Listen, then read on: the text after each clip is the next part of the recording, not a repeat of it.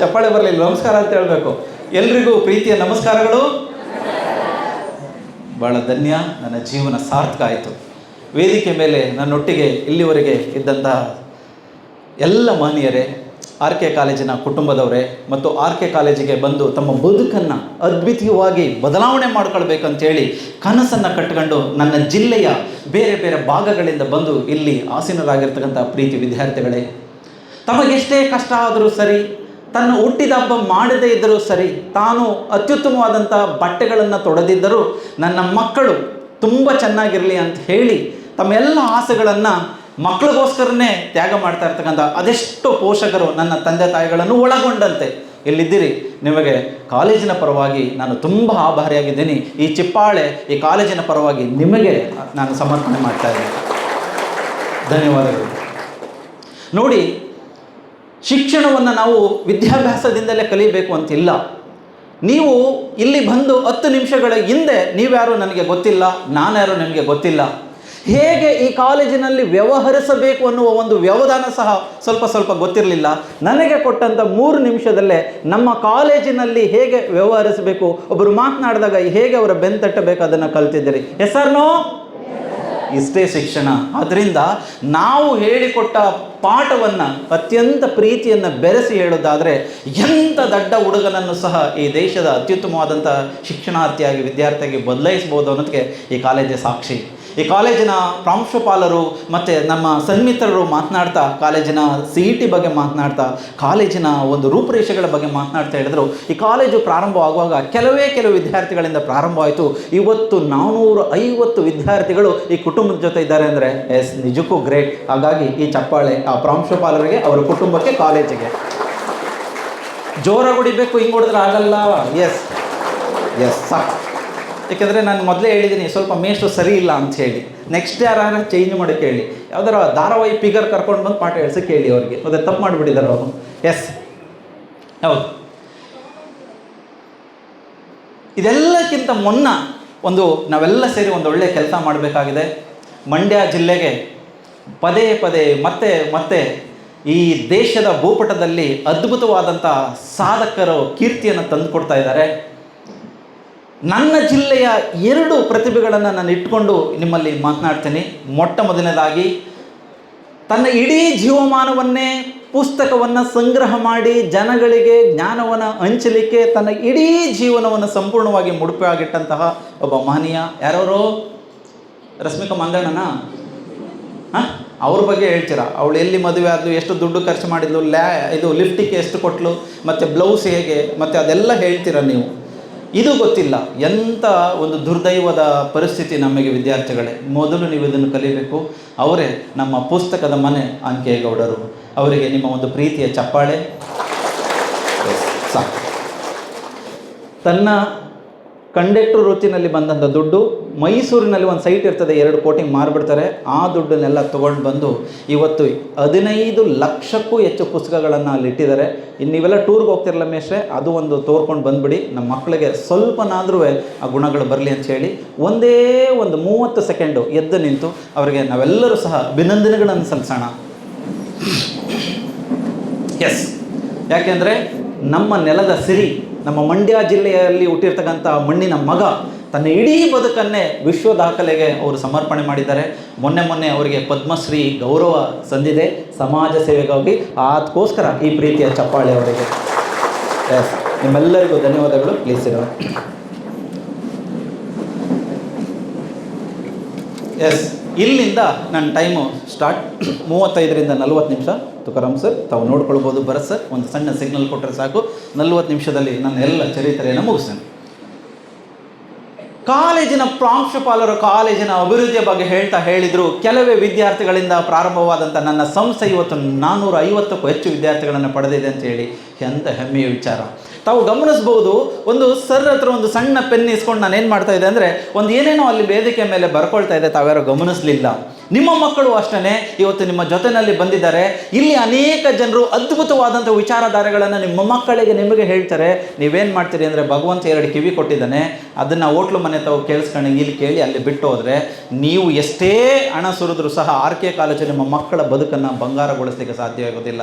ನಾವು ಹೇಳಿದಂಥ ಒಳ್ಳೊಳ್ಳೆ ವಿಚಾರಗಳನ್ನು ಕಿವಿಯ ಮೂಲಕ ಕೇಳಿ ನಿಮ್ಮ ಮೆದುಳಿಗೆ ಹಾಕಿ ನಿಮ್ಮ ಮನಸ್ಸಿನಲ್ಲಿಟ್ಟರೆ ಇದಕ್ಕಿಂತ ಅತ್ಯುತ್ತಮವಾದಂಥ ಕೆಲಸ ಇಲ್ಲ. ಆದ್ದರಿಂದ ಯಾರಾದರೂ ಮಹನೀಯರು ಒಳ್ಳೆಯ ವಿಚಾರಗಳನ್ನು ಹೇಳಿದಾಗ ಅದನ್ನು ಸಂಗ್ರಹ ಮಾಡಿ ಬರೀತಕ್ಕಂಥ ಕೆಲಸ ವಿದ್ಯಾರ್ಥಿಗಳೇ ಈ ತಕ್ಷಣದಿಂದ ಆಗಬೇಕು. ಬರೀಲಿಕ್ಕೆ ಏನೂ ಆಗಲಿಲ್ಲ ಅಂದರೆ ನಿಮ್ಮ ಅಪ್ಪನ ಮೊಬೈಲ್ ಇದೆ, ಅಲ್ಲಿ ಒಂದು ನೋಟ್ ಅಂತಿದೆ, ಅಲ್ಲಿ ನೀವು ನೋಟ್ ಮಾಡ್ಕೊಳ್ಳಿ. ಏನೂ ಇಲ್ಲ ಅಂದರೆ ತಲೆ ಕೆಡ್ಸ್ಕೊಂಬಿಡಿ.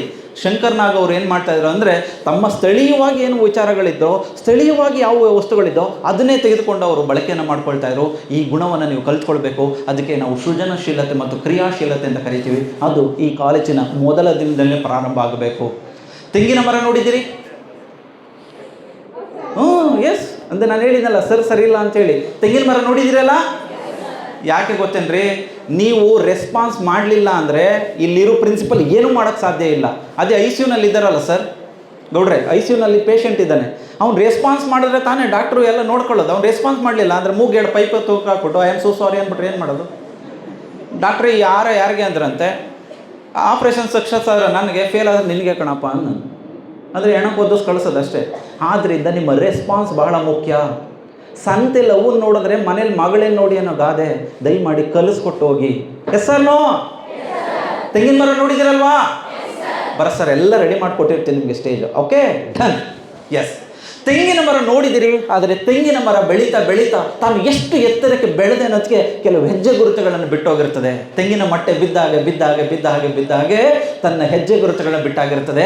ಹಾಗೆ RK ಕಾಲೇಜು ಬೆಳೀತಾ ತನ್ನ ಕಾಲೇಜಿನ ಹೆಜ್ಜೆ ಗುರುತುಗಳನ್ನು ಹೇಗೆ ಮೂಡಿಸಿದೆ ಅನ್ನೋದಕ್ಕೆ ಇದೆಲ್ಲವೂ ಸಾಕ್ಷಿ ಆಗ್ತದೆ. ಯಾರೋ ಇದರಬೇಡಿ, ನಿಮಗೆ ಯಾವುದೇ ಬೇಸರ ವ್ಯಕ್ತಪಡಿಸೋದಿಲ್ಲ. ಹುಡುಗನು ಬಹಳ ಚುರುಕಾಗಿದ್ದಾನೆ, ಎಷ್ಟು ಬೇಗ ತನ್ನ ಕೆಲಸವನ್ನು ಮಾಡಿದ. Thank you. ಎಸ್, ಎರಡೂ ವಿಚಾರಗಳ ಮೂಲಕ ನಾನು ಬೆಳಕನ್ನು ಚೆಲ್ತೀನಿ, ಆಮೇಲೆ ವೇದಿಕೆಯ ವಿಚಾರಗಳಿಗೆ ಬರ್ತೀನಿ. ಒಂದು ಹುಡುಗ, ಹಾಸನ ಕಳೆದ ಹುಡುಗ, ತಂದೆ ಗುರು ರಾಮಸ್ವಾಮಿ ಅಯ್ಯಂಗಾರ್ ಅಂತ ಹೇಳಿ, ಅಲ್ಲಿ ಹುಟ್ಟಿದಂಥ ಹುಡುಗನಿಗೆ ಶಾಲೆಗೆ ಹೋಗಲಿಕ್ಕೆ ಆಸಕ್ತಿ ಇಲ್ಲ. ಈಗ ನೀವೇನು ಮಾಡ್ತೀರಿ ಅಂದರೆ ಒಳ್ಳೆ ಕಾನ್ವೆಂಟ್ ಇದ್ದರೆ ಹೇಳಿ ಅಂತ. ಒಳ್ಳೆ ಕಾನ್ವೆಂಟ್ ಅಂತ ಹೆಂಗೆ ಡಿಸೈಡ್ ಮಾಡ್ತೀರಿ?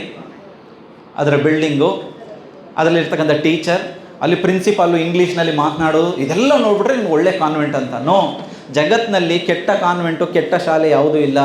ಜಗತ್ತಿನಲ್ಲೆಲ್ಲರ ಕೆಟ್ಟ ತಾಯಿ ಇದ್ದಾಳ? ಖಂಡಿತ ಇಲ್ಲ. ಕೆಟ್ಟ ತಂದೆನೂ ಇಲ್ಲ. ಪರಿಸ್ಥಿತಿಗಳ ಕೈಗೊಂಬೆಯಾಗಿರ್ತಾರೆ. ಆದ್ದರಿಂದ ಗೋರೂರು ರಾಮಸ್ವಾಮಿ ಅಯ್ಯಂಗಾರ್ ಅಂತಕ್ಕಂಥವ್ರು ಒಬ್ಬರು ವ್ಯಕ್ತಿ, ಅವರ ಮಗನಿಗೆ ಶಾಲೆಯಲ್ಲಿ ಓದಲಿಕ್ಕೆ ಆಸಕ್ತಿ ಇಲ್ಲ. 5ನೇ ತರಗತಿಗೆ ಹೋಗ್ತಾ ಇದ್ರೂ ಸಹ ಶಾಲೆಗೆ ಹೋಗಲ್ಲ ಮಗ. ಅವನಿಗೆ ಪ್ರಕೃತಿಯ ಮಡಿಲಿನಲ್ಲಿ ಕಲಿಬೇಕನ್ನೋ ಆಸಕ್ತಿ. ತಂದೆ ಯೋಚಿಸಲಿಲ್ಲ, ಚಬಿಗೆ ತಗೊಂಡು ಹೊಡಿಲಿಲ್ಲ. ಯಾಕಾರೋ ಬಡ್ಡಿ ಮಗನ ನನ್ನ ಹೊಟ್ಟೆಲಿ ಹುಟ್ಟೆ ಅಂತ ಹೇಳಿ ನಮ್ಮ ಮಂಡ್ಯದವರು ಹೀಗೆ ಒಂದು ಸ್ವಲ್ಪ ಬೈಯೋದು. ಸ್ವಲ್ಪ ಬೈದಿದ್ದೀನಿ, ಜಡ್ವರೆಗೂ ಬೈಯೋಕ್ಕಾಗಲ್ಲ ಆಯಿತಾ, ಅದೆಲ್ಲ ನೀವೇ ಬೈಕೊಬೇಕು. ಅದರಿಂದ ನಮ್ಮ ಮಂಡ್ಯದಲ್ಲಿ ಗೊತ್ತಲ್ಲ, ಅಯ್ಯೋಯ್ಯಪ್ಪ ಅವನ ಜನ್ಮ ಜಾಲಾಡಬಿಟ್ಟಿರ್ತೀವಿ. ವಿದ್ಯಾರ್ಥಿಗಳಿಗೆ ಪ್ರಕೃತಿಯಲ್ಲಿ ಕಲಿಬೇಕನ್ನೋ ಆಸಕ್ತಿ ಜಾಸ್ತಿ ಆಯಿತು. ತಂದೆ ಏನು ಮಾಡಿದ್ರು ಅಂದರೆ ಹಾಗೇ ಕಲಿ ಮಗ ಅಂತ ಹೇಳಿ ಒತ್ತಡ ಇರಲಿಲ್ಲ. ಹಾಗೆ ಪ್ರೀತಿಯನ್ನು ಬೆರೆಸಿ ಸ್ವಲ್ಪ ಶಿಸ್ತಿನ ಜೀವನಕ್ಕೆ ಆತನನ್ನು ತಂದರು. ಭಾಳ ಪ್ರೀತಿ ಮಾಡಿದರು. ಆತನನ್ನು ಬಿಜಾಪುರದಲ್ಲಿರ್ತಕ್ಕಂಥ ಸೈನಿಕ ಶಾಲೆಗೆ ಸೇರಿಸಿದರು. ಸೈನಿಕ ಶಾಲೆ ಗೊತ್ತಲ್ಲ ಎಷ್ಟು ಶಿಸ್ತಾಗಿರ್ತದೆ ಅಂತ ಹೇಳಿ. ವಿದ್ಯಾರ್ಥಿ ಅಲ್ಲಿ ಓದಿದ, ಮಿಲಿಟ್ರಿಗೆ ಸೇರಿದ, ಒಂದು ಅಷ್ಟು ವರ್ಷ ಸರ್ವಿಸ್ ಎಲ್ಲ ಮಾಡಿ ಸ್ವಯಂ ನಿವೃತ್ತಿಯನ್ನು ಪಡೆದ. ಅವನು VRS ಎಲ್ಲ ತೊಗೊಂಡು ಬಂದ ಮೇಲೆ ಆ ಹುಡುಗನಿಗೆ ಏನಾದರೂ ಆಸೆ, ಏನಾದರೂ ಮಾಡಬೇಕು ಅಂತ ಹೇಳಿ. ಏನು ಮಾಡೋದು ಅಂತ ಹೇಳಿದಾಗ ಆತ ಹೇಗಿದ್ದರೂ ಮಿಲಿಟ್ರಿಯಲ್ಲಿ ಇದ್ದೋದ್ರಿಂದ ಏನಾದರೂ ಮಾಡಬೇಕಂತ ಹೇಳಿದಾಗ ಹಳ್ಳಿಲಿ ಬಂದು ಹೋಟೆಲ್ ಇಟ್ಟ. ಆದರೆ ಸಾಮಾನ್ಯ ಹೋಟೆಲ್ ಇಟ್ಟಲಿಲ್ಲ, ಅದ್ಭುತವಾದಂಥ ಹೋಟೆಲ್ ಇಟ್ಟ. ಬಂದವರಿಗೆಲ್ಲ ಒಳ್ಳೆಯ ಸುಶ್ರುತವಾದಂಥ ಕೆಲಸ ಕಾರ್ಯಗಳನ್ನು ಮಾಡಿ ಅವ್ರನ್ನ ಮೆಚ್ಚಿಸ್ದ. ಒಳ್ಳೆಯ ಶೋರೂಮ್ಗಳನ್ನಿಟ್ಟ. ಅಲ್ಲೂ ಸಹ ನಮ್ಮ ಜನಗಳಿಗೆ ಬೇಕಾದಂಥ ಎಲ್ಲ ಸರ್ವಿಸ್ ಎಲ್ಲ ಕೊಡ್ತಾ ಬಂದ. ಅವನಿಗೆ ಒಂಥರ ಹುಮ್ಮಸ್ಸಾಯಿತು. ಅದಾದ ಮೇಲೆ 5 ಕೋಟಿಗೆ ಅವನಲ್ಲಿದ್ದಂಥ ಎಲ್ಲ ಬಂಡವಾಳವನ್ನು ಇಟ್ಕೊಂಡು ಅವನ ಸ್ನೇಹಿತರನ್ನ ತಗೊಂಡು ಏನು ಮಾಡಿದ್ರು ಅಂದರೆ 2 ಸೆಕೆಂಡ್ ಹ್ಯಾಂಡಲ್ ಒಂದು ವಿಮಾನಗಳನ್ನ ತಗೊಳ್ತಾರೆ. ಒಬ್ಬ ರೈತನ ಮಗ. ಅದಕ್ಕಿಂತ ಮುನ್ನ ಅವ್ರು ಏನು ಮಾಡ್ತಾರೆ ಅಂದರೆ ಒಂದು ಹೆಲಿಕಾಪ್ಟರ್ ಸರ್ವಿಸನ್ನು ಕೊಡಲಿಕ್ಕೆ ಶುರು ಮಾಡ್ತಾರೆ. ರಾಜಕಾರಣಿಗಳಿಗೆ ಹೆಲಿಕಾಪ್ಟರ್ಗಳನ್ನು ಬಾಡಿಗೆ ಕೊಡ್ತಾರೆ. ಅಲ್ಲಿಂದ ಚೇರ್ ಬಿಟ್ಬಿಡಿ, ಅವ್ರ ಪಾಡ್ಗೆ ಅವರು. ನಾವು ಕೆಟ್ಟೋಗಿರೋದು ಎಲ್ಲಿ ಅಂದರೆ ನೆರೆಮನೆಯವರಿಗೆ ಮೂಗು ತೋರಿಸಿ ಕೆಟ್ಟೋಗ್ಬಿಟ್ಟಿದ್ದೀವಿ.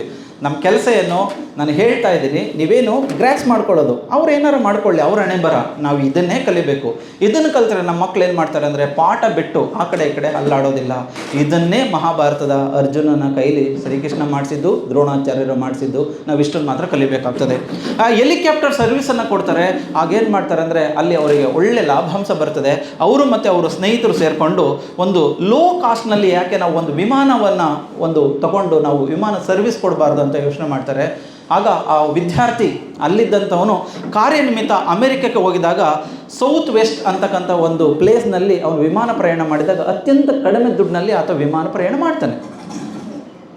ಇಲ್ಲಿ ನೋಡಿದರೆ ಎಷ್ಟು ಕಡಿಮೆ ವಿಮಾನ ಪ್ರಯಾಣ ಇದೆ. ನಮ್ಮ ಊರಿನಲ್ಲಿ ಒಬ್ಬ ಬಡವ, ಒಬ್ಬ ರೈತ, ಒಬ್ಬ ಮಂಡ್ಯದ ಒಬ್ಬ ಗರತಿ ಒಂದು ವಿಮಾನವನ್ನು ಹತ್ತಲಿಕ್ಕೆ ಆಗೋದಿಲ್ವಲ್ಲ ಅಂತ ಯೋಚನೆ ಮಾಡಿ ತನ್ನಲ್ಲಿದ್ದಂಥ ದುಡ್ಡನ್ನೆಲ್ಲ ಸಂಗ್ರಹಿಸಿ ಅಮೆರಿಕದಿಂದ ವಾಪಸ್ ಬಂದ ಮೇಲೆ ಏನು ಮಾಡ್ತಾನೆ ಅಂದರೆ 2 ಸೆಕೆಂಡ್ ಹ್ಯಾಂಡ್ ವಿಮಾನಗಳನ್ನು ತಗೊಳ್ತಾರೆ ಅವರು.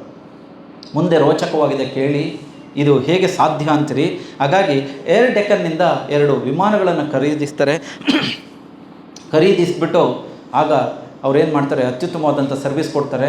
ಜನಸಾಮಾನ್ಯರು ಓಡಾಡಲಿಕ್ಕೆ ಲಕ್ಷಾಂತರ ರೂಪಾಯಿ ಪೇ ಮಾಡಬೇಕಾದಂಥ ವಿಮಾನಕ್ಕೆ ಅವರು ಪ್ರಯಾಣಕ್ಕೆ ಅವರು ಮಾಡಿದ್ದೆ 5,000, 7,000, 8,000. ನಮ್ಮೂರಿನಲ್ಲಿ ಕಳೆ ಕೇಳ್ತಕ್ಕಂಥ ಗೌರವನೂ ಸಹ ವಿಮಾನ ಹತ್ತಬೇಕು ಹಾಗೆ ಮಾಡ್ತಾರೆ. ಇಡೀ ಜಗತ್ತು ಈ ಕಡೆ ತಿರುಗಿ ನೋಡ್ತದೆ, ಅಂಥದ್ದೊಂದು ಸರ್ವಿಸ್ ಕೊಡ್ತಾರೆ. ಇಡೀ ಜಗತ್ತನಾದ್ಯಂತ ಇವ್ರ ಬಗ್ಗೆ ಮಾತನಾಡ್ಕೊಳ್ತಾರೆ. ಅವ್ರು ಯಾರವರು? ಕ್ಯಾಪ್ಟನ್ ಗೋಪಿನಾಥ್ ಅಂತ ಹೇಳಿ. ಅದೆಲ್ಲ ಸರಿ ಸಾಹೇಬ್ರೆ, ಇವತ್ತು ಈ ಕತೆ ಯಾಕೆ ಹೇಳಿದ್ರಿ ಅಂತ ಹೇಳಿ ಸ್ನೇಹಿತರೆ, ಪೋಷಕರೇ, ಒಬ್ಬ ತಂದೆ ಮನಸ್ಸು ಮಾಡಿದ್ರೆ ಒಬ್ಬ ಮಗನನ್ನು ಯಾವ ರೀತಿ ಬೆಳೆಸ್ಬೋದು ಅನ್ನೋದಕ್ಕೆ ಇದೇ ಸಾಕ್ಷಿ. ಗೋರೂರು ರಾಮಸ್ವಾಮಿ ಅಯ್ಯಂಗಾರ್ ಅವನ್ನ ಬೈದಿಲ್ಲ, ಹೊಡೆದಿಲ್ಲ. ಅವ್ರಿಗೊಂದು ಮಾತು ಹೇಳಿದರು, ಮಗನೇ ನೀನು ಯಾವ ಕೆಲಸವನ್ನಾದರೂ ಮಾಡು, ಬಟ್ ಶಿಸ್ತುಬದ್ಧವಾಗಿ ಮಾಡು ಅಂತ ಹೇಳಿ ಆತನಿಗೆ ಶಿಸ್ತನ್ನು ವಿದ್ಯಾಭ್ಯಾಸದ ಜೊತೆಗೆ ಅವರು ಶಾಲಾ ಮಾಸ್ಟರ್ ಆಗೋದ್ರಿಂದ ಅದನ್ನು ಕಲಿಸಿದ್ರು. 5,000ಕ್ಕೆ 3,000ಕ್ಕೆ ವಿಮಾನ ಪ್ರಯಾಣ ಮಾಡಿದಂತಹ ಇಡೀ ಜಗತ್ತನಾದ್ಯಂತ ಈ ಕಡೆ ತಿರುಗಿ ನೋಡುವಂತೆ ಮಾಡಿದಂಥವನು ಅವರೇ ಕ್ಯಾಪ್ಟನ್ ಗೋಪಿನಾಥ್. ಅವರು ಒಂದು ಆತ್ಮಚರಿತ್ರೆಯನ್ನು ಬರ್ತಾರೆ, ಸಿಂಪ್ಲಿ ಫ್ಲೈಯಿಂಗ್ ಅಂತ ಹೇಳಿ. ಆ ಪುಸ್ತಕನ ನಿಮ್ಮ ಮಕ್ಳಿಗೆ ತಂದುಕೊಡಿ, ಓದಲಿ, ಇನ್ಸ್ಪಿರೇಷನ್ ಆಗಲಿ ಅಂತ ಹೇಳಿ. ಆದರೆ ಈಗ ಆ ಸಂಸ್ಥೆ ಇಲ್ಲ, ಬೇರೆಯವರಿಗೆ ಕೊಟ್ಬಿಟ್ಟಿದ್ದಾರೆ. ಹಾಗಾದರೆ ಏನು ಪ್ರಯೋಜನ ಸರ್ ಅಂತ ಕೇಳ್ಬೋದು. ಅದಕ್ಕೆ DVGದು ಒಂದು ಕಗ್ಗ ಬರ್ಕೊಂಡು ಬಂದಿದ್ದೀನಿ. ಹಾಗಾಗಿ ಅವರು ಬರೀತಾರೆ, ಜಟ್ಟಿ ಕಾಳಗದಿ ಗೆಲ್ಲದೊಡೆ ಗರಡಿಯ ಸಾಮು ಪಟ್ಟು ವರಸೆಗಳೆಲ್ಲ ವಿಫಲವೆನ್ನುವೆಯೇ, ಮುಟ್ಟಿ ನೋಡವನ ಮೈಕಟ್ಟು ಕಬ್ಬಿಣ ಗಟ್ಟಿತನ ಗರಡಿಯ ಫಲ ಮಂಕುತಿಮ್ಮ ಅಂತ ಬರೀತಾರೆ. ಜಟ್ಟಿ ಸೋತೋದ ಅಂತ ಹೇಳಿ ಅವನ್ನ ಆಡ್ಕೊಂಬೇಡಪ್ಪ, ಆತನ ಕೈಕಾಲುಗಳನ್ನು ನೋಡು ಹೇಗೆ ಕಬ್ಬಿಣ ಇದ್ದಂಗೆ ಇರ್ತವೆ, ಆತನ ಆರೋಗ್ಯದ ಸ್ಥಿತಿಯನ್ನು ನೋಡಿ ಎಷ್ಟು ಅದ್ಭುತವಾಗಿರ್ತದೆ ಅಂತ ಮಾತನ್ನು ಅವ್ರು ಹೇಳ್ತಾರೆ. ಆದ್ದರಿಂದ ನಿಮ್ಮ ಮಕ್ಕಳಿಗೆ ಬೇಕಾಗಿರ್ತಕ್ಕಂಥದ್ದು ಅದ್ಭುತವಾದಂಥ ಬುಲೆಟ್ ಅಲ್ಲ, ಅದ್ಭುತವಾದಂಥ ಕೊಠಡಿ ಅಲ್ಲ, AC ರೂಮ್ ಅಲ್ಲ. ದಯಮಾಡಿ ಇವೆಲ್ಲ ಪೊಳ್ಳು ಭರವಸೆಗಳು. ಕೆಲವು ವಿದ್ಯಾರ್ಥಿಗಳು PUC ಬಂದು ಡಿಗ್ರಿಗೆ ಬಂದ ತಕ್ಷಣ ಅವ್ರ ಅಪ್ಪನ ಹೆಗ್ಲ ಮೇಲೆ ಕೂತ್ಕೊಂಡ್ಬಿಡ್ತಾರೆ, ನನಗೆ ಬುಲೆಟ್ ಬೇಕು, ಗಾಡಿ ಬೇಕು ಅಂತ. ಎಲ್ಲೂ ಯಾವ ಶಾಸ್ತ್ರದಲ್ಲೂ ಹೇಳಲಿಲ್ಲ ಬುಲೆಟ್ ತೊಗೊಂಡ್ರೆ ಮಾತ್ರ ನೀವು ರ್ಯಾಂಕ್ ಬರ್ತೀರಿ, ಕಲಿತೀರ ಅಂತ. ಅಪ್ಪಟ ಸುಳ್ಳು. ಇದನ್ನು ಮಾತ್ರ ಒಬ್ಬನೇ ಮಗ ಆಗಲಿ ಒಬ್ಬನೇ ಮಗಳಾಗಲಿ ಕೊಡಿಸ್ಬೇಡಿ, ಅದು ಬೇಕಾಗಿಲ್ಲ. ಆ ವಿದ್ಯಾರ್ಥಿಗೆ ಬೇಕಾಗಿರೋದು ಕಲಿಬೇಕನ್ನೋಂತಕ್ಕಂಥ ಛಲ, ಅದನ್ನು ತುಂಬಿದ್ರೆ ಸಾಕು. ಮಕ್ಕಳೇ ನೀವು ಅದನ್ನೇ ಮಾಡಬೇಕು. ಕಲಿಯುವ ಮಕ್ಕಳಿಗೆ ಯಾಕೆ ಬುಲೆಟ್? ಗೊತ್ತಾಯ್ತಲ್ಲ. ಧನಂಜಯ ಅಂತಕ್ಕಂಥ ಒಬ್ಬ ವಿದ್ಯಾರ್ಥಿ, ಅಪ್ಪ ಬಡವ, ನಮ್ಮ ಮಂಡ್ಯದ ಚಡ್ಡಿ ಹಾಕ್ಕೊಂಡು ಹೊಲದಲ್ಲಿ ಕೆಲಸ ಮಾಡುವಂಥವನು, ಹಾಸ್ಟೆಲ್ ಸೇರ್ಕೊಳ್ತಾನೆ, ಕಣ್ಣೀರಿಡ್ತಾನೆ. ಯಾಕೆಂದರೆ ಅವ್ರ ಅಪ್ಪನಿಗೆ ಅನಾರೋಗ್ಯ, ಅವನು UPSC ಪರೀಕ್ಷೆ ಕಟ್ಟಿದ್ದಾನೆ, ಅಲ್ಲಿಂದ ಫೀಸ್ ಇಲ್ಲ ಅಂತ ಹೇಳಿ ಫಸ್ಟು ಅಟೆಂಪ್ಟಲ್ಲಿ ಅವ್ರ ತಂದೆ ಬಗ್ಗೆ ಯೋಚನೆ ಮಾಡಿ ಫೇಲ್ಯೂರ್ ಆಗಿಬಿಡ್ತಾನೆ. ನನ್ನ ತಂದೆಗೆ ಕಷ್ಟ ಕೊಡಬಾರ್ದು ಅಂತ ಹೇಳಿ ವಾಪಸ್ ಬರ್ತಾನೆ ಧನಂಜಯ ವಾಪಸ್ ಬಂದು ಅಪ್ಪನಿಗೆ ಹೇಳ್ಕೊಳ್ತಾನೆ, ಅಪ್ಪಾಜಿ ಹಿಂಗಾಯ್ತು ಅಂತ ಹೇಳಿ. ಬಟ್ ಅಪ್ಪ ಎದುರೋದಿಲ್ಲ. ಮಗನೇ ಒಂದು ಕೆಲಸ ಮಾಡು, ನಮ್ಮ ಮನೇಲಿ ಕೊಟ್ಟಿಗೆ ಇದೆ, ಅದನ್ನೇ ನೀನು ಕ್ಲೀನ್ ಮಾಡಿಕೊಡ್ತೀನಿ, ಅದಕ್ಕೆ ಒಂದು ಪುಟಾಣಿ ಲೈಟ್ ಹಾಕಿಸ್ಕೊಡ್ತೀನಿ, ನಿನಗೆ ಬೇಕಾದಂಗೆ ಬದಲಾವಣೆ ಮಾಡ್ಕೊ ಅಂತ ಹೇಳ್ತಾನೆ. ಆ ಪುಟಾಣಿ ಮನಸ್ಥಿತಿಯಿಂದ ಆ ತಂದೆ ಬೆನ್ನು ತಟ್ಟಿದ ಕಾರಣಕ್ಕೆ ಧನಂಜಯ ಏನು ಮಾಡ್ತಾನೆ ಅಂದರೆ ಆ ಕೊಟ್ಟಿಗೆಲ್ಲ ಕ್ಲೀನ್ ಮಾಡಿ ಅಲ್ಲಿದ್ದಂಥ ಒಂದು ಜೇಡರ ಬಲೆಯನ್ನೆಲ್ಲ ಕಿತ್ತಾಕಿ ಅದನ್ನೇ ಒಂದು ಸಣ್ಣ ಲ್ಯಾಬ್ ರೀತಿ ಮಾಡಿಕೊಂಡು ತನ್ನ ಪೋಸ್ಟರೆಲ್ಲ ಅಂಟಿಸ್ಕೊಂಡು ಗ್ಲೋಬಲ್ನೆಲ್ಲ ಇಟ್ಕೊಂಡು ಅಲ್ಲಿಂದ UPSCಗೆ ಅವನು ಓದಲಿಕ್ಕೆ ಸ್ಟಾರ್ಟ್ ಮಾಡ್ತಾನೆ. ಸ್ಟಾರ್ಟ್ ಮಾಡಿ ಆತ ಭಾರತದಲ್ಲಿ 600ನೇ ರ್ಯಾಂಕಿನ ಒಳಗಡೆ ಬರ್ತಾನೆ. ಕಳೆದ ವರ್ಷ 554ನೇ ರ್ಯಾಂಕಲ್ಲಿ ಬರ್ತಾನೆ. ಅದು ನಾಗಮಂಗಲದ ಕರಡುಕೆರೆ ಹುಡುಗ ಧನಂಜಯ.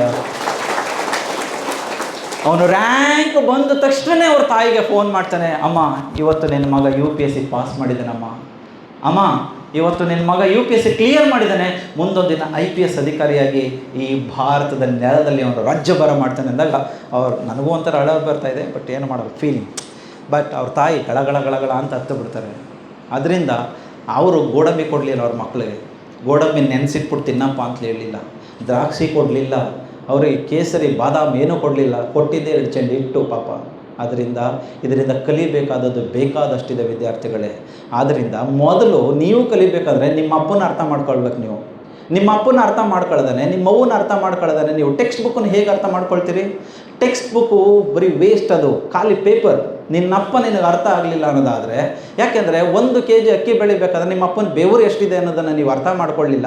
ನಿಮ್ಮ ಈ ಗರಿಯಾದ ನಮ್ಮವನು ಅದನ್ನೇ ಹೇಳ್ತಾ ಇದ್ಲು, ಎಲ್ಲ ಮಗ ನಿಂದು ಮಡಿ ಬಟ್ಟೆ ಬರಬೇಕಾದ್ರೆ ನಾನು ಕೊಳೆ ಬಟ್ಟೆನೇ ಕಾರಣ ಅಂತ ಹೇಳಿ. ಆದ್ದರಿಂದ ನನ್ನವ್ವ ಹೇಳಿದಂಥ ಆ ಮಾತುಗಳು ಇನ್ನೂ ಸಹ ನನ್ನ ಕಿವಿಲಿ ಗುಯ್ ಅಂತ ಇದೆ. ಇಂಥ ವಿಚಾರಧಾರೆಗಳನ್ನು ನೀವು ಕಲಿಯದೇ ಹೇಗೆ ನೀವು ಉನ್ನತ ಸ್ಥಾನಕ್ಕೆ ಹೋಗ್ಲಿಕ್ಕೆ ಸಾಧ್ಯ? ಆದ್ದರಿಂದ ವಿದ್ಯಾರ್ಥಿಗಳೇ, ಬರ್ಡೆ ಬೇಕಾಗಿಲ್ಲ, ನಿಮಗೆ ಇದ್ದರೆ ಮಾಡ್ಕೊಳ್ಳಿ, ಇಲ್ಲಾಂದರೆ ಬಿಸಾಕಿ ಬೇಡ. ಪ್ರತಿ ಹಬ್ಬಕ್ಕೂ ಹೊಸ ಬಟ್ಟೆ ಕೊಡಿಸಿ ಅಂತೇಳಿ ಪ್ರಾಣ ತಿನ್ನಬೇಡಿ. ನೀವು ಸಾಧ್ಯವಾದರೆ 2 ಪುಸ್ತಕಗಳನ್ನು ಕೊಳ್ಳಿ, ಸಾಧ್ಯವಾದಷ್ಟು 1-2 ಚಾಪ್ಟರ್ ಎಕ್ಸ್ಟ್ರಾ ಓದಿ, ಸಾಧ್ಯವಾದಷ್ಟು ಅಭಿವಿನ್ಯಾಸ ಕಾರ್ಯಕ್ರಮದ ಹೇಳಿದ್ರು ರೆಸ್ಪಾನ್ಸ್. ನೀವು ಮಾಸ್ಟ್ರ್ ಹತ್ರ ಹೋಗಿ ಕೇಳಲಿಲ್ಲ ಅಂದರೆ ಮಾಸ್ಟ್ರಿಗೇನು ಅಂಥದ್ದು ಹಣೆ ಬರ ಅಲ್ವಾ? ನಿಮಗಿರೋದು ಒಬ್ಬರೇ ಮಾಸ್ಟ್ರು, ಆದರೆ ಮಾಸ್ಟ್ರಿಗಿರ್ತಕ್ಕಂಥ 150 ಜನದ ಹತ್ರ ಹೋಗಿ ಕಿವಿನಲ್ಲಿ ಪುಂಗಿ ಆಡ್ಸೋಕ್ಕಾಗೋದಿಲ್ಲ. ಅರ್ಥ ಮಾಡ್ಕೊಳ್ಳಿ. ನಿಮಗೆ ಸಮಸ್ಯೆಗಳು ಬಂತ ತಕ್ಷಣ ಒಂದು ಚೀಟಿನಲ್ಲಿ ಬರೀರಿ. ಸರ್ ಹೋಗ್ಬೇಕಾದ್ರೆ ಅವ್ರು ಕೇಳ್ತಾರೆ ಏನೇ ಡೌಟ್ಸ್ ಅಂತ. ಯಾವುದೇ ಮಾಸ್ಟರ್ ಆದರೂ ಕೊನೆಯಲ್ಲಿ ಕೇಳ್ತೀವಿ, ಏನಾರು ಡೌಟ್ ಇದ್ದರೆ ಕೇಳಿ ಅಂತ ಹೇಳಿ. ನೀವು ಮೂಗು ಬಸವಣ್ಣನ ಕೂತ್ಕೊಂಡ್ರೆ ಸಾಧ್ಯ ಆಗೋದಿಲ್ಲ. ನಿಮ್ಮ ಅಪ್ಪನ ದುಡ್ಡು ಕೊಟ್ಟಿರ್ತಾರೆ, ರೆಸಿಪ್ಟ್ ಕೊಡ್ತಾರೆ, ಮಾಮೂಲಿ ಡಿಗ್ರಿ ಬರ್ತಾರೆ. ಡಿಗ್ರಿ ಅಂದರೆ ಇವತ್ತು ಒಂದು ಹೆಣ್ಣು ಮಕ್ಕಳು 5 ಡಿಗ್ರಿ ತಗೊಂಡವ್ರೆ. ನೋ, ಡಿಗ್ರಿ ತಗೊಂಡ್ರೆ ನಿಮ್ಮನ್ನು ಯಾರು ಮೂಸ್ ನೋಡೋದಿಲ್ಲ. ನಮ್ಮೂರಿನಲ್ಲಿ ಕಾಲು ಸೀಟು ಬಟ್ಟೆಗಿಂತಲೂ ಕಳೆ ಆಗ್ತೀರಾ. ಸರ್ ಏನು ಸರ್ ಎಲ್ಲ ಬೈದು ಹೇಳ್ತಾ ಇದ್ರಲ್ಲ ಸರ್, ನಮ್ಗೆ ಭಾಳ ಅವಮಾನ ಮಾಡ್ತಾಯಿರಿ, ನಾವು ಭಾಳ ಆಸೆ ಪಟ್ಟು ಬಂದೋ ನಮ್ಮ ಮಕ್ಕಳು ಡಿಗ್ರಿ ತಗೊಳ್ಳಿ ಅಂತೇಳಿ. ತಗೊಳ್ಳಿ, ಯಾರು ಬೇಡ ಅಂದವರು? ತಗೊಳ್ರಿ. ಓಪನ್ ಯೂನಿವರ್ಸಿಟಿಲಿ ಕೊಡ್ತಾರಲ್ರಿ ಡಿಗ್ರಿನ. ಎಷ್ಟೋ ಯೂನಿವರ್ಸಿಟಿಗಳು ದುಡ್ಡುಗೂ ಮಾರ್ಬಿಟ್ಟಿದ್ದಾವಲ್ರಿ ಯೂನಿವರ್ಸಿಟಿನಲ್ಲಿ ಡಿಗ್ರಿನ.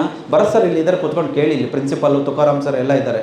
ಮತ್ತು ಇನ್ನೇನು ತಗೊಳ್ಬೇಕು? ನೋ, ಆ ಒಂದು ಡಿಗ್ರಿಯ ಜೊತೆಗೆ ಶಾಲಾ ಕಾಲೇಜಿನಲ್ಲಿ ಕಲಿಸಿದಂಥ ವ್ಯಕ್ತಿತ್ವ ನಿಮ್ಮದಾಗಬೇಕು. ಸ್ಕಿಲ್, ಈ ಪ್ರತಿಭೆ ಮತ್ತು ಸೃಜನಶೀಲತೆಯನ್ನು ಕಲೀಲಿಲ್ಲ ಅಂದರೆ ನಿಮ್ಮ ಡಿಗ್ರಿಗೆ ಬೆಲೆ ಬರೋದಿಲ್ಲ. ಆದ್ದರಿಂದ ಕೌಶಲ್ಯವನ್ನು ಕಲಿಬೇಕಾಗ್ತದೆ. ಆದ್ದರಿಂದ ಆ ಮಗ ಕೇಳ್ತಾನೆ. ಅದಲ್ಲ ಆದಮೇಲೆ ಆ ಕ್ಯಾಪ್ಟನ್ ಗೋಪಿನಾಥ್ಗೆ, ಅಪ್ಪಾಜಿ ನಾನು ಏನು ಕೆಲಸ ಮಾಡಬೇಕು ಅಂದಾಗ ಅವ್ರ ತಂದೆ ಒಂದು ಮಾತು ಹೇಳಿರ್ತಾನೆ, ಮಗ ನೀನು ಏನಾದರೂ ಮಾಡು, ಜಗತ್ತಲ್ಲಿ ನೀನು ಮಾಡೋ ಕೆಲಸಕ್ಕೆ ಅತ್ಯುತ್ತಮವಾದಂಥ ಬೆಲೆ ಬರಬೇಕು. ಆ ಯಾವುದಾದ್ರೂ ಕೆಲಸ ಮಾಡು, ನೀನು ಚಪ್ಪಲಿನೇ ಹೊಲಿ, ಆದರೆ ಅಕ್ಕಪಕ್ಕದಲ್ಲಿ ನಿನ್ನ ರೀತಿಯಾದಂಥ ಅದ್ಭುತವಾದಂಥ ಚಪ್ಪಲಿಯನ್ನು ಯಾರೂ ಹೊಲಿಬಾರ್ದು. ಒಂದು ಅಂಗಡಿಯನ್ನು ಇಡು, ಆದರೆ ನಿನ್ನಂಥ ಸರ್ವಿಸನ್ನು ಬೇರೆಯವರು ಅಂಗಡಿಯವರು ಯಾರೂ ಕೊಡಬಾರ್ದು. ನೀನು ಒಂದು ವ್ಯಾಪಾರವನ್ನೇ ಸ್ಟಾರ್ಟ್ ಮಾಡು, ಆದರೆ ನಿನ್ನ ಗ್ರಾಹಕರಿಗೆ ಅತ್ಯುತ್ತಮವಾದಂಥ ಸರ್ವಿಸ್ ಕೊಡು ಅಂತ ಹೇಳಿ ಒಬ್ಬ ತಂದೆ ಬೆನ್ನು ತಟ್ಟಿದಾಗ ಮಕ್ಕಳು ಆರಾಮಾಗಿ ಬೆಳೀತಾರೆ. ಅಂಥ ತಂದೆ ತಾಯಿಗಳು ನೀವು ಆಗಲಿ ಅಂಥೇಳಿ ಈ ವೇದಿಕೆ ಮೂಲಕ ನಿಮಗೆ ಹೇಳ್ತಾ ಇದ್ದೀನಿ. ಓಕೆ, ಒಂದು ಪ್ರೀತಿಯ ಚಪ್ಪಾಳೆ ನಿಮಗೆ. ಎಸ್, ಈಗ ಒಬ್ಬ ಪೇರೆಂಟ್ ಆದವರು ನಾವು ಏನೇನು ಕೆಲಸ ಮಾಡಬೇಕು ಅನ್ನೋದಕ್ಕೆ ಕೆಲವೊಂದು ವಿಚಾರಗಳನ್ನ ಹೇಳ್ತಾ ಹೋಗ್ತಾ ಇರ್ತೀನಿ. ಇನ್ನೊಂದು 15 ನಿಮಿಷ ನಿಮ್ಮ ಜೊತೆಲಿ ಇರ್ತೀನಿ. ಏನಾದ್ರು ಡೌಟ್ ಇದ್ದರೆ ನೀವು ಕೊನೆಯಲ್ಲಿ ನನ್ನೊಟ್ಟಿಗೆ ವ್ಯವಹರಿಸ್ಬೋದು, ಮಾತನಾಡ್ಬೋದು ನೀವು. Yes, slide please.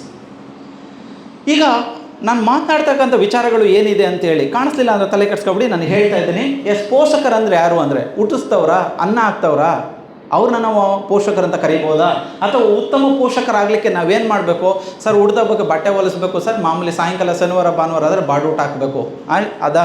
ಇಲ್ಲ. ಮುಂದೆ ವಿದ್ಯಾರ್ಥಿಯ ಕಲಿಕೆಯ ಸಂದರ್ಭದಲ್ಲಿ ತಂದೆ ತಾಯಿಗಳು ಏನು ಮಾಡಬೇಕು? ವಿದ್ಯಾರ್ಥಿಯ ಶೈಕ್ಷಣಿಕ ಸರ್ವಾಂಗೀಣ ಪ್ರಗತಿಗೆ ತಂದೆ ತಾಯಿಯಾದವರು ನೀವೇನು ಮಾಡಬೇಕು? ಕೊನೆಯಲ್ಲಿ ರಿಸಲ್ಟ್ ಏನು? ಇಷ್ಟು ವಿಚಾರವನ್ನು ನಿಮ್ಮ ಜೊತೆಲಿ ಬೇಗ ಹೇಳ್ಬಿಡ್ತೀನಿ. Next slide please. ಎಸ್, ಪೋಷಕ ಅಂದರೆ ಯಾರು? ಅಪ್ಪ ಅಮ್ಮ ಅಂದರೆ ಒಂದು ತಿಳ್ಕೊಳ್ಳಿ. ನಮ್ಮ ಜಾನಪದದಲ್ಲಿ ಎಂಥ ಅದ್ಭುತವಾದಂಥ ಮಾತು ಹೇಳಿದ್ದಾರೆ ಅಂದರೆ, ತಂದೆಯ ನೆನೆದಾರೆ ತಂಗಾಳು ಬಿಸಿಯಾಯಿತು. ನೋಡಿ, ನೀವೆಲ್ಲ ಓದಿರೋರನ್ನ ಮಾತ್ರ ಬುದ್ಧಿವಂತ ಅಂತ ತಿಳ್ಕೊಂಡಿದ್ದೀರಿ. ನೆವರ್. ಈ ಜಾನಪದ ಸಾಹಿತ್ಯನ ಬರೆದವಳಿಗೆ ಅಕ್ಷರ ಜ್ಞಾನವೇ ಇಲ್ಲ, ಆದರೆ ಅವಳು ಯಾವುದೇ ಯೂನಿವರ್ಸಿಟಿಯ ಪ್ರೊಫೆಸರ್ಗಿಂತಲೂ ಕಡಿಮೆ ಇಲ್ಲ. ಅಂಥ ಅದ್ಭುತವನ್ನು ಬರೆದಿದ್ದಾಳು ಅವಳು. ತಂದೆಯ ನೆನೆದಾರೆ ತಂಗಾಳು ಬಿಸಿಯಾಯಿತು, ಹಡೆದವನ ನೆನೆದಾರೆ ಮಾಸಿದ ತಲೆಯು ಮಡಿಯಾಯಿತು ಅಂತ ಬರೆದಲು. ಎಂಥ ಅದ್ಭುತವಾದಂಥ ಒಂದು ಮಾತನ್ನು ಕೊಟ್ಟಿದ್ದಾಳೆ ತಂದೆ ತಾಯಿಗಳ ಬಗ್ಗೆ ನಮ್ಮ ಜಾನಪದ ಗರತಿಯವಳು. ಅದರಿಂದ ಪೋಷಕರಿಗೆ ಅಂದರೆ ಯಾರಂದರೆ ವಿದ್ಯಾರ್ಥಿಯ ಲಾಲನೆ ಪಾಲನೆ ಮಾಡುವುದರ ಜೊತೆಗೆ ಆತನ ಕಷ್ಟ ಸುಖಗಳನ್ನು ಆಲಿಸಬೇಕಾಗ್ತದೆ, ಕಾಪಾಡಿ ಅದನ್ನು ಬೆಳೆಸಬೇಕಾದಂಥ ರೀತಿ ನೀತಿಗಳನ್ನು ಕಲಿಸಬೇಕಾಗ್ತದೆ.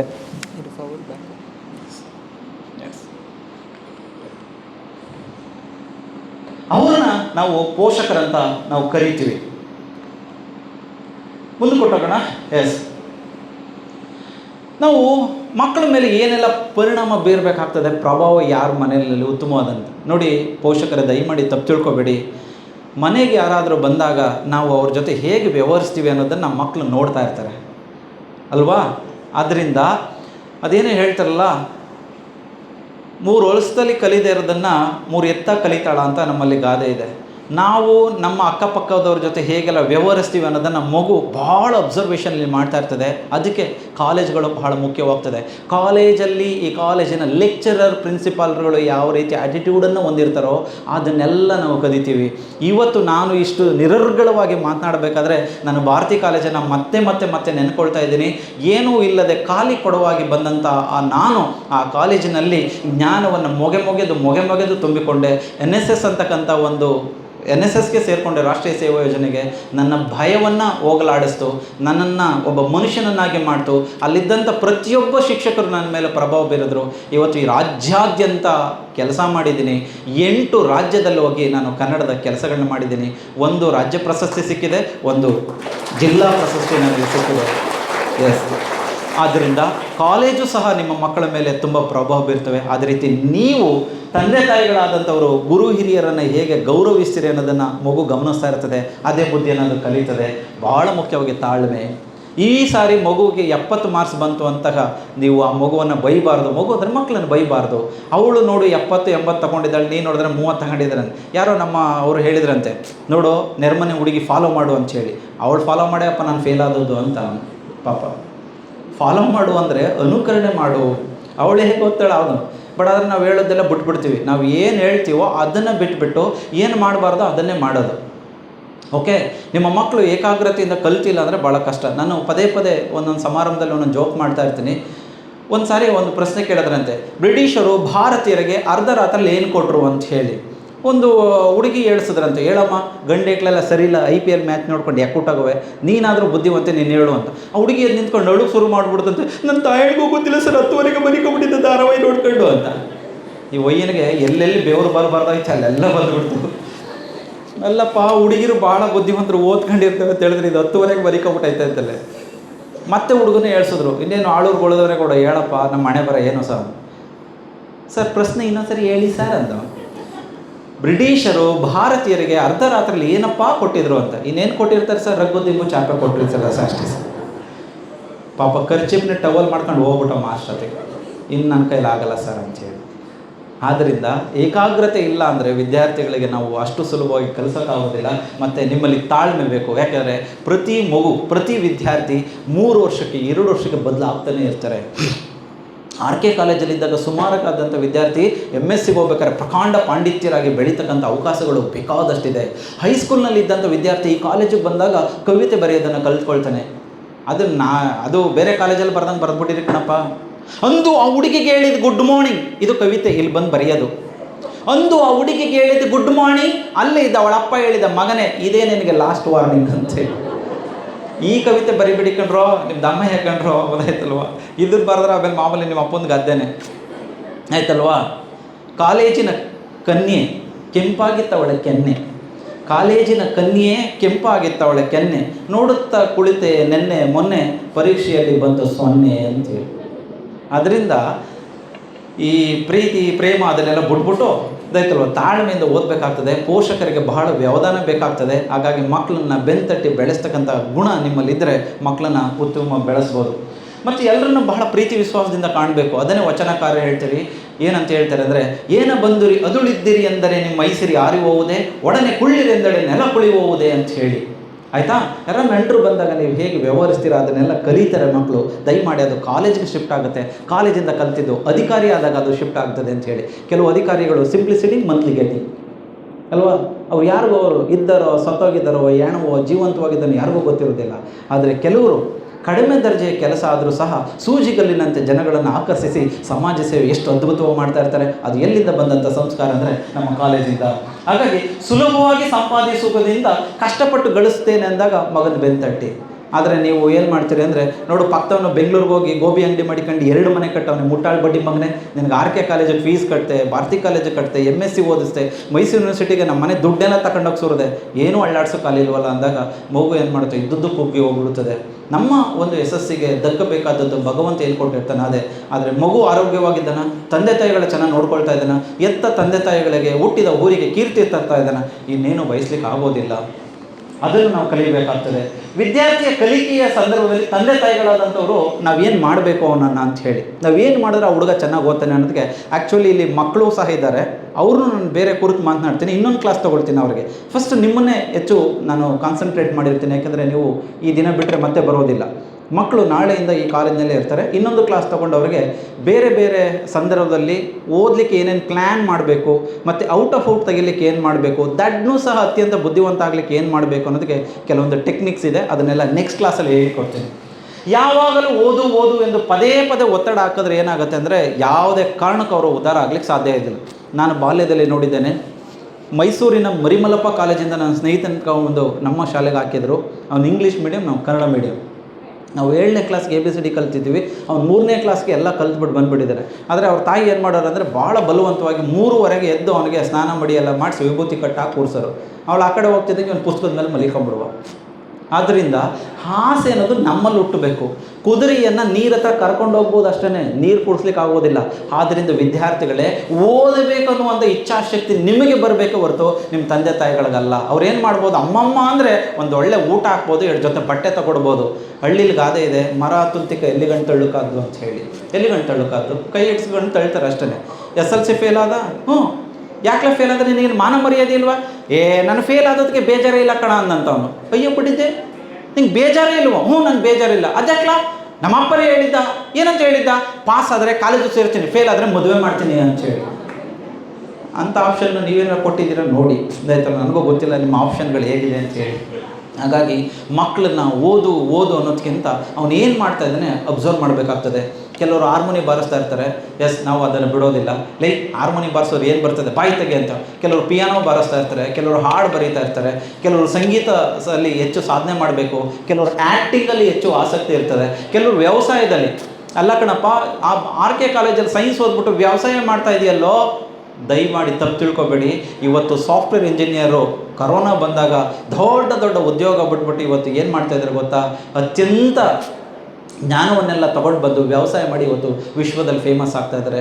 ನಾನು ಕರ್ನಾಟಕದಲ್ಲಿ ಒಬ್ಬರು, ಅವ್ರ ಹೆಸರು ಮರ್ತಿದ್ದೀನಿ, ಗೋಲ್ಡ್ ಮೆಡಲಿಸ್ಟ್ ಗೌತಮ್ ಅವರೇ, ನನ್ನ ಪ್ರಿಯ ಶಿಷ್ಯ ಇದ್ದಾನೆ ಚಂದು. ಹಾಗಾಗಿ ಅವನೇನು ಮಾಡ್ದ ಅಂದರೆ ಕತ್ತೆಗಳು ಸಾಕ್ತಾನೆ. ಯಾರಾದರೂ ಮಂಡ್ಯ ಜಿಲ್ಲೆಯಲ್ಲಿ ಒಪ್ಕೋತಿರೋ ಕತ್ತೆ ಸಾಕ್ತೀನಿ ಅಂದರೆ ನಿಮ್ಮ ಚಿಕ್ಕಮ್ಮ ದೊಡ್ಡಮ್ಮದಿರ ಆಡ್ಕೊಂಡು ಸಾಯಿಸಾಕ್ಬಿಡ್ತಾರೆ. ಮುಂಡೆತ್ತದ್ದು ಎಲ್ಲೂ ಸಲ್ಲದಿನ ಇಲ್ಲಿ ಬಂದು ಕತ್ತೆ ಸಾಕ್ತದೆ, ಕತ್ತೆ ಮುಂಡೆತ್ತದ್ದು ಅಂತೇಳಿ ಅಕ್ಕಪಕ್ಕದವರೆಲ್ಲ ಆಡ್ಕೊಳ್ಳೋದು. ಅವನಲ್ಲಿ ಭೀಮರಾಜು ಅದೆಲ್ಲ ಓದಕ್ಕೆ ಹೋಯ್ತೀನಿ ಅಂತ ಮಣ್ಣು ಮುಕ್ಕಂಡು ಬಂದು ಕತ್ತೆ ಸಾಕ್ತಾ ಇದೆಯಂತೆ ಮುದವಿ. ಯಾಕೆ ನಮ್ಮೂರಲ್ಲಿ ಅಕ್ಷರು ಸಾಕ್ತಿರ್ಲಿಲ್ವೋ, ಅವರಪ್ಪ ಅದನ್ನೇ ಇಟ್ಕೊಟ್ಟಿದ್ರೆ ಆಯ್ತಿರ್ಲಿಲ್ವೋ ಅಂತ.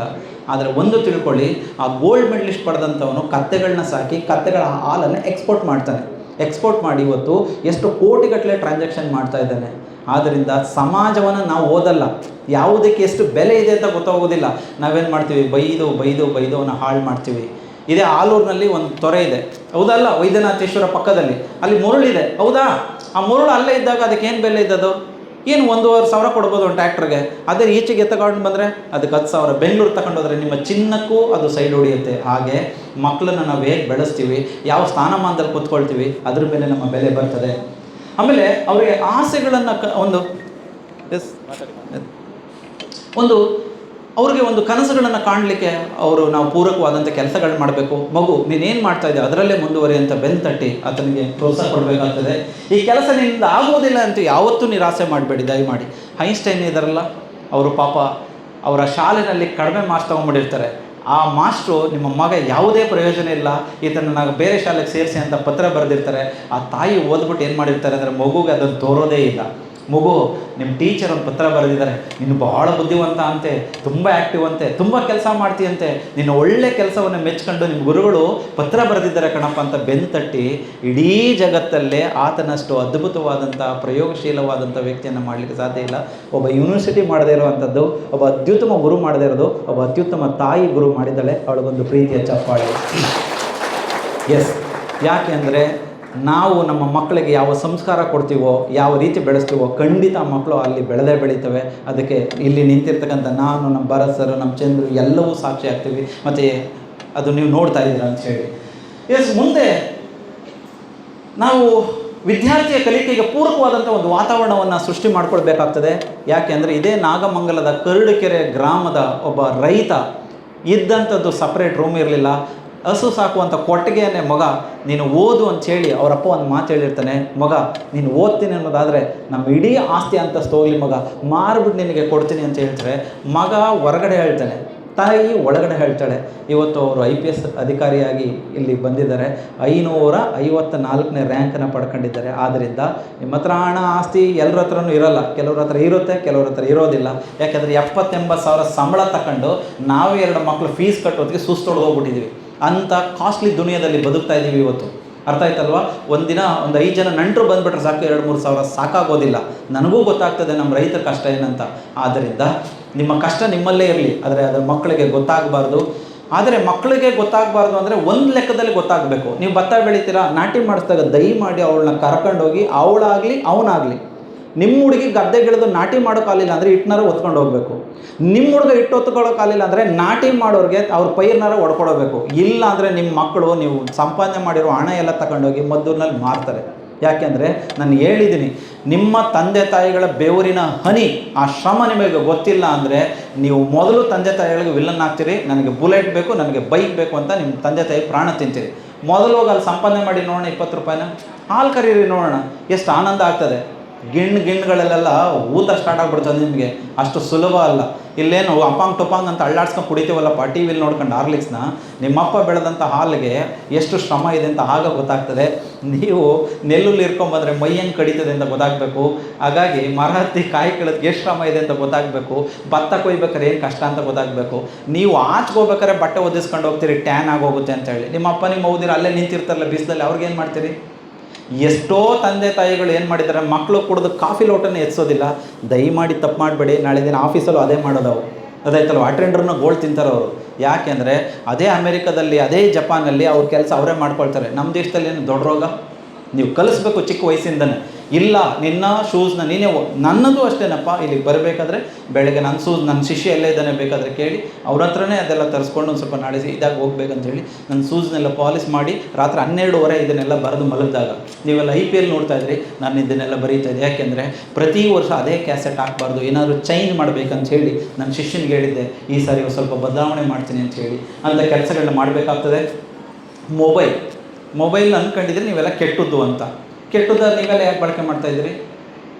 ಸರ್ ಇದೇನು ಮಾಡಿ ಸರ್, ಅಲೋ ಅನ್ಬೇಕಲ್ಲ ಸರ್, ಎಡ್ತಿ ಓದ್ಬಿಡ್ತಾಳೆ ಸರ್, ಅಯ್ಯೋ ಗೊತ್ತಲ್ಲ ಸರ್, ನಾಟಿಗೆ ಆಳು ಬಂದಿರ್ತಾರೆ ಸರ್, ಕರೆಸ್ಬೇಕಲ್ಲ ಸರ್, ಅವು ಎಲ್ಲೆಲ್ಲ ಕುಡಿದ್ಬಿಟ್ಟು ಬಿದ್ದಿರ್ತವೆ, ಕರ್ಕ ಬರ್ಬೇಕಲ್ಲ ಸರ್, ಅದಕ್ಕೆ ಬಳಸ್ತೀವಿ.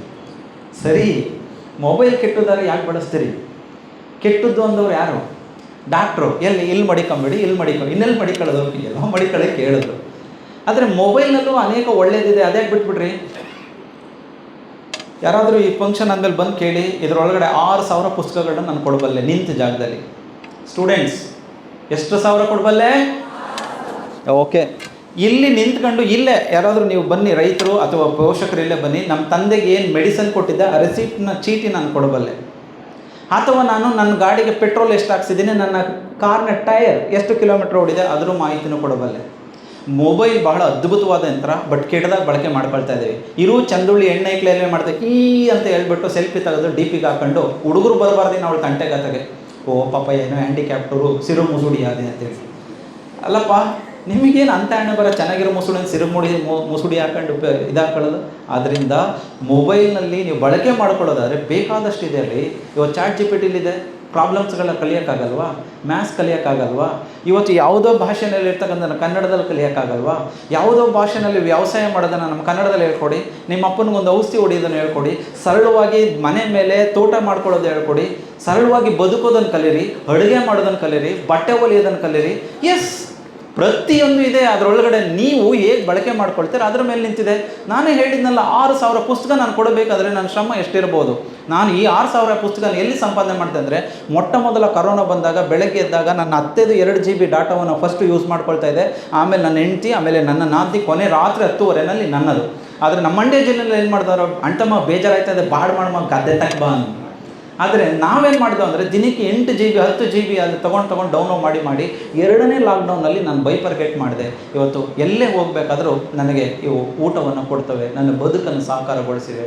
ಆದ್ದರಿಂದ ವಿದ್ಯಾರ್ಥಿ ಮಿತ್ರರೇ, ಮನೇಲಿ ಟಿ ವಿ ಇದೆ ಇರಲಿ, ಮನೇಲಿ ಮೊಬೈಲ್ ಇದೆ ಇರಲಿ, ಒಳ್ಳೇದೇನು ಮಾಡ್ಬೋದು ಅಂತ ಯೋಚನೆ ಮಾಡಿ ಅಷ್ಟೇ. ಅದನ್ನು ಬಿಟ್ಟರೆ ಇನ್ನು ನಮಗೆ ಗತಿ ಇಲ್ಲ. ಆಮೇಲೆ ಪ್ರಪಂಚ, ಇವತ್ತು ನಮ್ಮ ಅಪ್ಪನ 10 ಎಕರೆ ಇದೆ, ನಮ್ಮ ಅಪ್ಪನ ಹೆಸರು ಹೇಳ್ಕೊಂಡು ಬದುಕ್ಬೋದು. 50 ವರ್ಷದಿಂದ ಇವತ್ತು ಯಾರು ಹೆಸರು ಹೇಳಿ ಯಾರೂ ಬದುಕೋಕ್ಕಾಗೋದಿಲ್ಲ. ಅಂಥ ಫಾಸ್ಟ್ ಜೀವನದಲ್ಲಿ ನಾವು ಹೋಗ್ತಾ ಇದ್ದೀವಿ. ಆದ್ದರಿಂದ ಕೊನೆಯ ಒಂದು ಘಟ್ಟಕ್ಕೆ ಬಂದುಬಿಡ್ತಾ ಇದ್ದೀನಿ. ಇದನ್ನು ಸಾಧ್ಯವಾದಷ್ಟು ಮೊಬೈಲು ಮತ್ತು ಟಿ ವಿನ ದೂರ ಮಾಡ್ಕೊಳ್ಳಿ, ಮೊಬೈಲ್ನ ನಾನು ದೂರ ಮಾಡ್ಕೊಳ್ಳಿ ಅಂತ ಹೇಳಲಿಕ್ಕೆ ಸಾಧ್ಯ ಇಲ್ಲ. ಯಾಕೆಂದರೆ ಮೊಬೈಲ್ನಲ್ಲಿ ನೀವು ಹೇಗೆ ಬೇಕಾದರೂ ಮಾಡ್ಬೋದು, ಹೇಗೆ ಬೇಕಾದ್ರೂ ಬದುಕ್ಬೋದು. ಅದಕ್ಕೆ ಗೂಗಲ್ ಜೆಮಿನಿ ಅಂತ ಒಂದಿದೆ. ನಿಮಗೇನಾದರೂ ಬರಲಿಲ್ಲ ಅಂದರೆ ಮ್ಯಾಥ್ಸ್ ಪ್ರಾಬ್ಲಮ್ಗಳನ್ನು ಅದು ಬಿಡಿಸ್ಕೊಡುತ್ತೆ. ಒಂದು ಕನ್ನಡ ಪದ್ಯಕ್ಕೆ ಅರ್ಥ ಬೇಕು, ಕನ್ನಡಕ್ಕೆ ಇನ್ನೂ ಅದು ಒಂದು ಜೆಮಿನಿ ಇನ್ನೂ ಒಂದು ಸ್ವಲ್ಪ ಕೆಲಸ ಮಾಡಬೇಕಾಗ್ತದೆ. ಗೂಗಲ್ ಜೆಮಿನಿ ಕನ್ನಡದಲ್ಲಿ ಇನ್ನೂ ಅಷ್ಟು ಸ್ಟ್ಯಾಂಡರ್ಡ್ ಆಗಲಿಲ್ಲ. ಯಾಕೆಂದರೆ ನಾನು ಕುವೆಂಪು ಅವರ ಪದ್ಯಗಳನ್ನ ಕೇಳಿದಾಗ ಅದು ಕೊಡಲಿಲ್ಲ, ChatGPTನಲ್ಲಿ ಕೇಳಿದಾಗ ಕೊಡಲಿಲ್ಲ, ಪಂಪನ ಬಗ್ಗೆ ಅದಕ್ಕೆ ಇನ್ನೂ ಗೊತ್ತಿಲ್ಲ, ಸೋಬನೆ ಪದಗಳಿಗಂತೂ ಇನ್ನೂ ಗೊತ್ತೇ ಇಲ್ಲ. ಆದರೆ ಇಂಗ್ಲೀಷ್ನಲ್ಲಿ ಬೇಕಾದರೆ ಅದು ಬೇಕಾದಷ್ಟು ಕೆಲಸ ಕಾರ್ಯಗಳನ್ನ ಮಾಡಿದೆ. ಹೇಗಿದೆ ನಿಮಗೆ ಮ್ಯಾಥ್ಸ್ ಪ್ರಾಬ್ಲಮ್ಗಳಿದ್ದಾಗ, ಫಿಸಿಕ್ಸ್ ಪ್ರಾಬ್ಲಮ್ಗಳಿದ್ದಾಗ ನೀವು ChatGPTಗಳನ್ನು ಬಳಕೆ ಮಾಡ್ಕೊಳ್ಳಿ, ಗೂಗಲ್ ಜೆಮಿನಿಯನ್ನು ಬಳಕೆ ಮಾಡ್ಕೊಳ್ಳಿ. ಹಂಗಾರೆ RK ಕಾಲೇಜ್ ಬಿಟ್ಬಿಡುವ ಸರ್? ನೋ. ಊಟಕ್ಕೆ ಉಪ್ಪಿನಕಾಯಿ ಬಳಕೆ ಮಾಡಿ ಅಂದೆ ನಾನು, ಉಪ್ಪಿನಕಾಯಿನೇ ಇಷ್ತೀನಿ ಅಂತ ಹೇಳಿಲ್ಲ ನಾನು, ಹೌದಲ್ವಾ? ಆದ್ದರಿಂದ ಯಾರು ಹೇಳಿದ್ರಂತೆ, ಯಜಮಾನ್ರೆ ನಿಮ್ಮ ಆರೋಗ್ಯ ಚೆನ್ನಾಗಿರಬೇಕಾದ್ರೆ ಬೆಳಗ್ಗೆ 2 ಚಪಾತಿ 1 ಬಾಳೆಹಣ್ಣು, ಮಧ್ಯಾಹ್ನ 2 ಚಪಾತಿ 1 ಹಣ್ಣು, ಸಾಯಂಕಾಲ 2 ಚಪಾತಿ 1 ಮೊಟ್ಟೆ ತಿನ್ನಿ. ಅವನಿಗೆ ಕೇಳ್ಬಿಟ್ಟು, ಡಾಕ್ಟ್ರೆ ಇದು ಊಟಕ್ಕೆ ಮೊದಲು ಊಟಕ್ಕೆ ನಂತರ ಅನ್ನಂತ. ಡಾಕ್ಟ್ರು ಪಾಪ ಆರೋಗ್ಯವಾಗಿ ಅಲ್ಲೇ ಎದೆ ಹೊಡ್ಕೊಂಡು ಸೋತೋಗ್ಬಿಟ್ಟಿದ್ದಾನೆ. ಆದ್ದರಿಂದ ನಾನು ಗೂಗಲ್ ಜೆಮಿನಿ ಬಳಕೆ ಮಾಡಿ ಅಂತ ಹೇಳ್ಬಿಟ್ಟು ನೀವು ಸೈಡಲ್ಲಿ ಹೋಗ್ಬಿಟ್ಟು ಜೆಮಿನಿನೇ ಬಾಚ್ಕೊಂಡು ನಿಂತ್ಕೊಂಡ್ರೆ ಇಲ್ಲಿ ಪ್ರಿನ್ಸಿಪಲು ಆಮೇಲೆ ನಮಗೆ ಎಂಥ ಮಾತು ಹೇಳ್ಕೊಟ್ಟೆಯ, ಈಚೀಚೆ ಬಂದರೆ ಇದು ಬದ್ದನ್ನು ಕಿತ್ಕೊಂಡು ಹೋಗ್ಬಿಟ್ಟಲ್ಲ ಏನೇನೋ ಅಂತೇಳಿ. ಆದ್ದರಿಂದ ಬೇಕಾದಷ್ಟು ಎಲ್ಲ ವ್ಯವಹಾರಗಳಿದೆ ಸ್ನೇಹಿತರೆ. ಇದು ಕಾಂಪಿಟೇಟಿವ್ ಯುಗ. ಅರ್ಧ ಎಕರೆ ಎತ್ಕೊಂಡು ದೇಶಕ್ಕೆ ಚಾಲೆಂಜ್ ಮಾಡುವಂಥ ರೈತರು ನಮ್ಮಲ್ಲಿದ್ದಾರೆ. ಬರೀ 14-16 ಸ್ಪ್ಯಾನರ್ ಇಟ್ಕೊಂಡು ತಮ್ಮ ಬದುಕನ್ನು ಕಟ್ಟಿರ್ತಕ್ಕಂಥ ವ್ಯಕ್ತಿಗಳು ನಮ್ಮ ಪಕ್ಕದಲ್ಲೇ ಇದ್ದಾರೆ.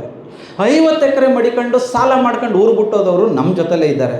ಏನೂ ಇಲ್ಲದೆ ಕಾಲೇಜಿನಲ್ಲಿ ಬಡತನದಲ್ಲಿ ಓದಿ DYSP ಆಗಿ SP ಆದವರು ಎಲ್ಲೇ ಇದ್ದಾರೆ. ಆದ್ದರಿಂದ ಚಾಯ್ಸ್ ಇಸ್ ಯುವರ್. ನೀವು ಏನು ಮಾಡಬೇಕು, ಏನು ಆಯ್ಕೆ ಮಾಡ್ಕೊಳ್ಬೇಕು ಅನ್ನೋದು ಅದು ನಿಮ್ಮಪ್ಪನ ಆಸೆ ಅಲ್ಲ, ನಿನ್ನ ಕನಸು. ಅದನ್ನು ನಾನು ಇಲ್ಲಿ ಹೇಳ್ತಾ ಇದ್ದೀನಿ. ನಾನು ಪದೇ ಹೇಳ್ತಾ ಇದ್ದೀನಿ, ಸಾಧ್ಯವಾದಷ್ಟು ನಿಮ್ಮಪ್ಪ 1 ಜೊತೆ ಚಪ್ಪಲಿ ಕೊಡಿಸ್ಬೋದು, 2 ಜೊತೆ ಒಳ್ಳೆ ಬಟ್ಟೆ ಕೊಡಿಸ್ಬೋದು, ನಿನಗೆ ಒಳ್ಳೆಯ ಸಂಸ್ಕಾರಗಳನ್ನ ಕೊಡ್ಬೋದು. ಆದರೆ ಉಳಿದೆಲ್ಲ ಸಾಹಸಗಳನ್ನು, ಉಳಿದೆಲ್ಲ ಕನಸುಗಳನ್ನು ಸಾಕಾರ ಮಾಡ್ತಕ್ಕಂಥವ್ರು ಯಾರು ಅಂದರೆ ನೀವು.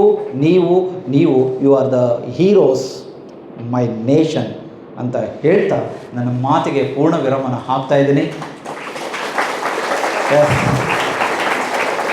ನನ್ನ ಪ್ರಿಯ ಶಿಷ್ಯ ಚಂದ್ರು ಇಲ್ಲೇ ಇದ್ದಾನೆ. ಅವನು ಸಹ ಶಾರದಾ ವಿಲಾಸಲ್ಲಿ ನನ್ನ ಶಿಷ್ಯ. ಭಾಳ ಹೆಮ್ಮೆ ಆಗ್ತದೆ, ಯಾಕೆಂದರೆ ನಾನು ಇಲ್ಲಿದ್ದೀನಿ, ನನ್ನ ಶಿಷ್ಯ ಅಲ್ಲಿದ್ದಾನೆ. ಬಂದ ತಕ್ಷಣ ಕೇಳಿದೆ, ಏನಪ್ಪ ಮದುವೆಗೆ ಅಲ್ಲೇ ತಯಾರು ಮಾಡ್ಕೊಂಬಿಟ್ಟಿದ್ಯಾ ಅಂತ ಹೇಳಿ. ಯಾಕೆಂದರೆ ವೈಟ್ ಶರ್ಟ್ ಹಾಕೊಂಡಿದ್ನೆಲ್ಲ ಗಾಬರಿ ಆಗೋಯ್ತು. ಆಮೇಲೆ ನೋಡಿದ್ರೆ ಕಾಲೇಜೇ ವೈಟ್ ಶರ್ಟ್ ಹಾಕೊಂಡ್ಬಿಟ್ಟವೆ. ಇದೇನು ಆಮೇಲೆ ಸಾಮೂಹಿಕ ವಿವಾಹಕ್ಕೆ ಬಂದೇನೋ ಅಂತ ಅಂದ್ಕೊಂಬಿಟ್ಟಿದ್ದೆ.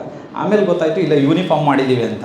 ಆಯಿತು, ದೇವರು ನಿಮಗೆಲ್ಲರೂ ಚೆನ್ನಾಗಿ ಮಾಡಲಿ. ವಿದ್ಯಾರ್ಥಿಗಳೇ, ನಿಮ್ಮ ಕನಸೆಲ್ಲ ಈಡೇರಲಿ. ಒಂದು ಮೈಕ್ ಕೊಟ್ಬಿಡಿ, ಏನಾದ್ರು ಡೌಟ್ ಇದ್ದರೆ ಕೇಳಿ.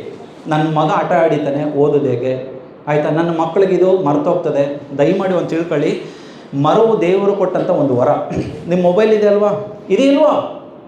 ಇದೆ. ಆ ಮೊಬೈಲ್ಗೆ ಬೇಡದೇ ಇರೋದು ಬೇಕಾದದ್ದೆಲ್ಲ ತುಂಬ್ತಾ ಇದ್ದಾರೆ ಗೌಡ್ರೆ, ಏನಾಗುತ್ತೆ ಹೇಳಿ? ಅದು ಹ್ಯಾಂಗ್ ಆಗುತ್ತೆ. 3ನೇ ದಿನಕ್ಕೆ ಕೆಲಸನೇ ಮಾಡೋದಿಲ್ಲ.